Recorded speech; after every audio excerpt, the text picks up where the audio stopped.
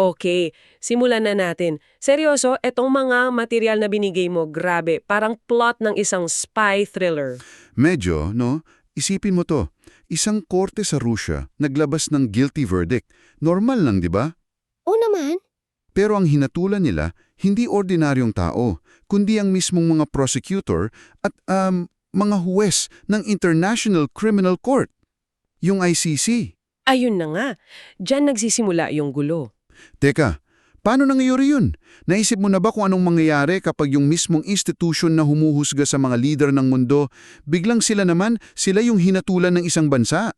Isang napakalakang tanong yan tungkol sa kapangyarihan. Kaya ang misyon natin ngayon, bubuklatin natin itong mga sources mo para maintindihan kung ano yung lohika raw sa likod ng desisyon ng Rusya.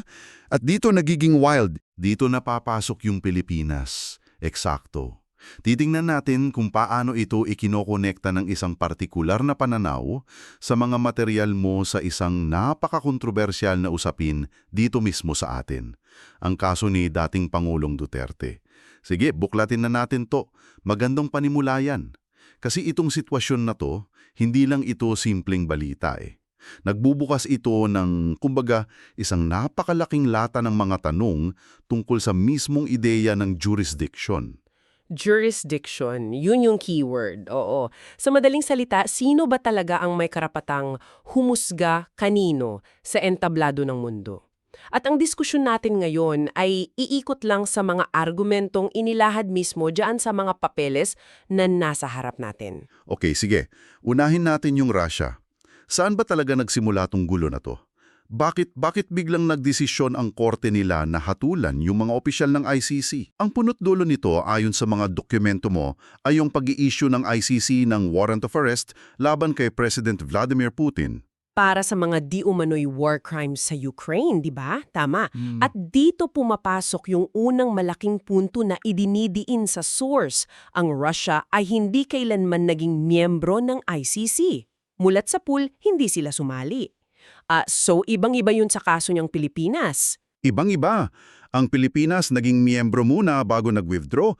Ang Russia, never. So yun pala yung pinangahawakan nila. Parang sinasabi nila, teka, hindi kami player sa laro ninyo, bakit nyo kami pinipituan? Anong legal na tawag daw nila sa ginawa ng ICC? Ang ginagamit na argumento ng Russia, based sa pananaw na inilalatag dito, ay grave coercion. Matinding pamimilit? Oo. Ang lohika nila ay simple lang. Paano ka maglalabas ng isang legal na utos na direktang nagbabanta sa kalayaan at paggalaw ng isang head of state kung sa simula pa lang wala kang kapangyarihan o jurisdiction sa bansang yon? So para sa kanila, political move lang yon. Political move na binalutan ng legal na lengguwahe. Isang banta na walang tunay na legal na basehan ayon sa kanila. At hindi lang ito usapang teorya, no? May tunay na epekto to. Nabanggit nga rito na dahil sa warrant, may mga pagkakataon na hindi na nakakadalo si Putin sa mga international meetings. Yung sa South Africa. Oo, yung BRICS meeting sa South Africa, kinailangan niyang hindi pumunta dahil ang South Africa ay miyembro niyang ICC. At bilang miyembro, may obligasyon silang arestuhin si Putin oras na tumapak siya sa lupa nila. Grabe. Isang pirasong papel mula sa The Hague, kayang mag-ground ng isang world leader. Sobra. Pero teka, para maging balanse, ano naman ang sabi ng ICC? Bakit nila ginawa yun? Ayun, mahalagang tignan din natin yung kabilang panig. Ang argument naman ng ICC at ng maraming international law experts ay ito. Oo, hindi miyembro ang Russia. Okay. Pero yung mga krimen na pinag-uusapan ay nangyari sa teritoryo ng Ukraine. At ang Ukraine, kahit hindi rin full member, nagbigay sila ng special declaration Na ano? na tinatanggap nila ang jurisdiction ng ICC para sa mga krimen na nangyari sa bansa nila.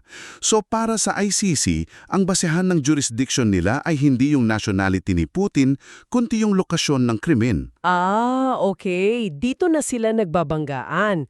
Location versus nationality. Eksakto, dalawang magkaibang interpretasyon ng batas. Okay, mas malinaw na ngayon. So balik tayo sa Russia. Kung may hatol na sila laban sa mga ICC judges, paano nila ipapatupad yon? Parang imposible. Di ba? Hindi naman siguro pupunta sa Moscow yung mga huwes para sumuko. Dito na yata pumapasok yung mga medyo wild na halimbawa sa kasaysayan na nasa source mo. Dito na nga, ang tawag dyan sa batas ay mga president. At itong source mo naglatag ng dalawang napakatanyag at controversial na halimbawa. Ano yung una? Ang una, noong 1800s pa sa Amerika, may isang wanted person na nagtatago sa Latin America. Ang ginawa ng isang American sheriff, lumabas siya ng US. Teka, ginawa niya yon? Oo, dinakip niya yung tao at kinaladkad pabalik sa Amerika para litisin. Wow! Parang kidnapping na yon ha? Pwede pala yon? Anong sabi ng korte? Nang umabot ang kaso sa US Supreme Court, ang naging desisyon daw nila at ito yung nagiiwan ng marka sa kasaysayan ay parang ganito. Hindi namin pakialam kung paano ninyo nakuha ang akusado. Seryoso? Ang mahalaga, nasa harap na siya ng korte at bibigyan siya ng patas na paglilitis. Grabing desisyon na yun, no? Binago talaga nun ang laro. Pero parang may mas sikat pa dyan na kaso, yung kay Adolf Eichmann. Oo, at mas dramatiko pa yon. Si Adolf Eichmann, isa sa mga arkitekto ng Holocaust, di ba? Nagtago siya sa Argentina. Pagkatapos ng World War II. Tama. Nang matuntun siya ng Mossad, ang intelligence agency ng Israel, ang ginawa nila ay isang buong covert operation. Dinukot nila siya. Dinukot talaga? Oo, pinatulog gamit ang droga, binihisan na parang flight attendant, at isinakay sa eroplano pabalik sa Israel. Parang pelikula. Siyempre, sigurado akong umalma si Eichmann tungkol sa paraan ng paghuli sa kanya. Anong naging tugon ng korte ng Israel? Halos pareho. Ang argumento ng korte ng Israel, ayon sa mga tala, ay sumasalamin sa desisyon ng US. Ang paraan ng iyong pagkadakip, kahit pa ito'y ilegal, ay hindi nag-aalis ng aming karapatang litisin ka. Wow! Dito naging mas tanyag ang isang legal na prinsipyo na tinatawag na male captus benedictentus.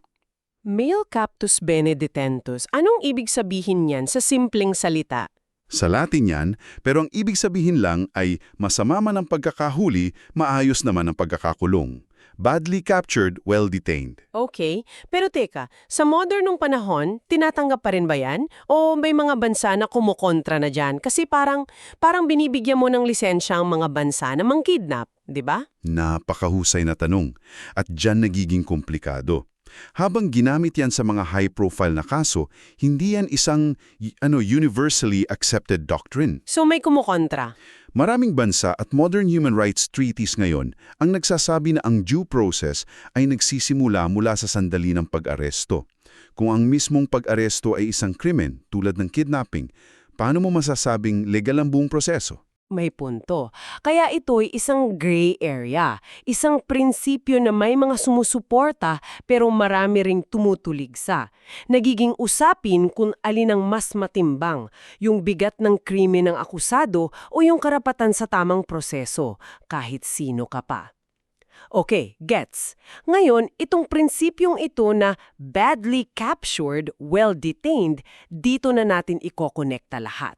Dahil ayon sa isang source mo, ito raw mismo ang ubod ng argumento sa sitwasyon ni dating Pangulong Duterte. Tama. At dito, kailangan nating maging sobrang malinaw sa mga nakikinig. Okay. Ang susunod nating pag-uusapan ay isang napakatinding aligasyon na galing lamang sa isa sa mga material na ibinahagi mo, hindi ito kumpirmadong balita. Okay, malinaw yan. This is from the source material. Ano ang claim? Ang claim ng source na ito ay ginamit daw ang parehong prinsipyo sa kaso ni Duterte. Ang direktang salita na ginamit ay si Duterte daw ay kinidnap. Wait. Kinidnap. Yan mismo ang term na ginamit. Yan ang term sa source, kinidnap daw ng Administrasyong Marcos at sa pilitang dinala sa dahig nang walang anumang local warrant. Grabe, ang bigat naman ng akusasyon na yan. Bago tayo magpatuloy, para lang sa konteksto, ano ba yung opisyal na proseso? Paano ba dapat mangyari yan kung sakali? Magandang itanong yan para sa balanse. Ang standard na proseso ng ICC, kung maglabas sila ng warrant, hindi sila ang dumadakip. Hindi sila. So sino? Ipapasa nila ang warrant sa member state. Sa kasong ito, ang Pilipinas. At ang gobyerno ng Pilipinas sa pamamagitan ng sarili nitong mga korte at pulisya ang may obligasyong ipatupad ang warrant. Okay, so dapat may local process. Dapat. Ang narrative ng kidnapping na inilalatag sa source mo ay isang radical na paglihis mula dyan. Sinasabi nito na nilaktawan ang buong legal na sistema ng Pilipinas. Gets. Ngayon, ayon sa source na ito, ano raw ang naging reaksyon ng ICC sa di-umano kidnapping na ito? Ayon pa rin sa pananaw ng source na to, binaliwala raw ng ICC ang issue.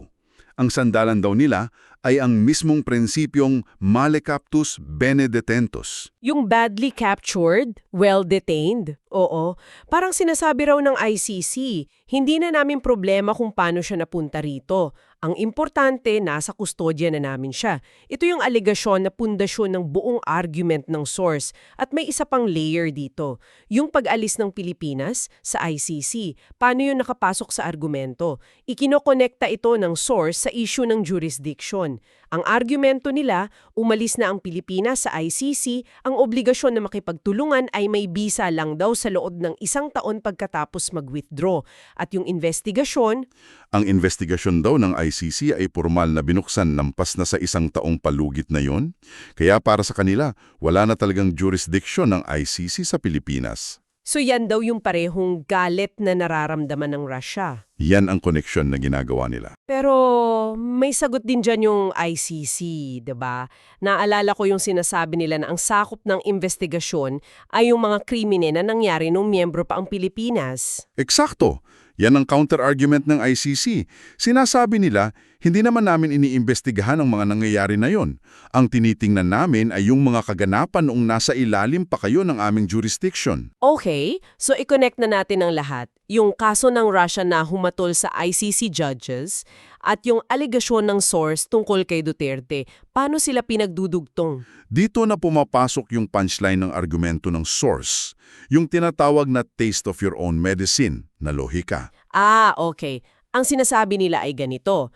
Kung ang Amerika at Israel sa kasaysayan ay kayang gumawa ng pagdukot, at kung ito rin daw ang ginawa sa Pilipinas sa kaso ni Duterte na kinonsinti raw ng ICC, edi Bakit hindi rin ito pwedeng gawin ng Rusya laban sa mga opisyal ng ICC na hinatulan nila? delikadong pag-iisip yan. Pero kung susundan natin yung logika ng source, may internal consistency siya kahit gaano ka-extreme. So anong senaryo ang ipinipinta nila? Ang senaryo na inilalatag nila ay parang eksena sa pelikula. Paano kung magpadala ang Russia ng Special Operations Team sa The Hague o kung saan man para dukutin itong mga huwes at prosecutor na hinatulan nila at dalin sila sa Moscow para litisin? Oo, syempre ang unang isisigaw ng mga opisyal na yan at ng buong mundo ay violation of due process, kidnapping yan. At ang isasagot daw sa kanila ng Russia ayon sa source ay, bakit? Nung si Duterte ang diumanong kinidnap at dinala sa inyo, binaliwala ninyo. Tinanggap ninyo ang jurisdiction. Bakit ngayon iba ang patakaran kapag kayo na ang nasa kabilang dulo? Grabe, no?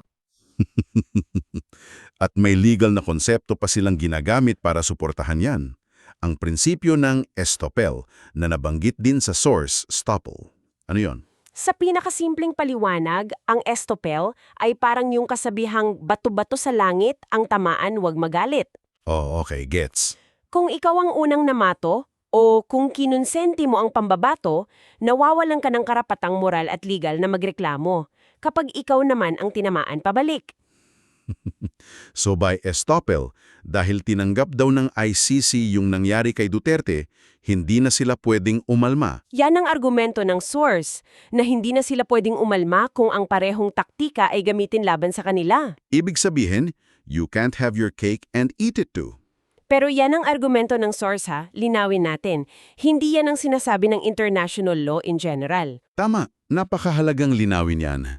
Ito ay isang partikular na argumentong ginagamit para i-justify ang isang posisyon.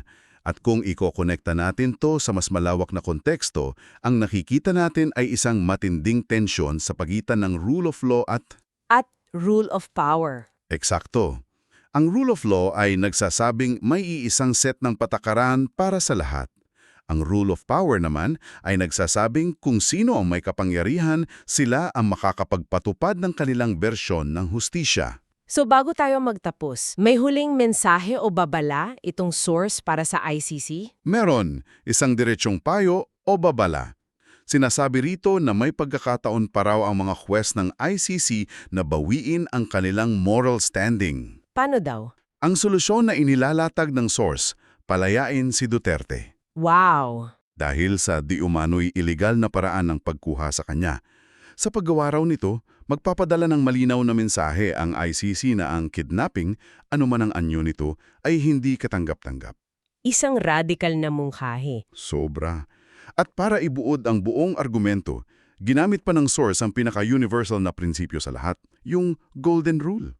Gawin mo sa iba ang gusto mong gawin nila sa'yo. Yun nga. Kung ayaw daw ng mga opisyal ng ICC na maranasan ng makidnap at litisin sa Russia, hindi rin daw nila dapat kunukonsenti ang parehong gawain sa kaso ni Duterte. Isang napakasimpleng prinsipyo na inilalapad sa isang napakakomplikadong geopolitical na chess game. Grabe, batay sa lahat ng ito sa mga argumento ng source, sa mga counter-argument, sa mga president, iwan ko sa iyo ang isang panghuling tanong para pag-isipan. Sa isang mundo kung saan ang mga makapangyarihang bansa ay tila may kakayahang baluktutin ang sarili nilang mga patakaran, paano natin masisiguro na ang international law ay para talaga sa lahat at hindi lang isang sandata ng malalakas laban sa mahihina?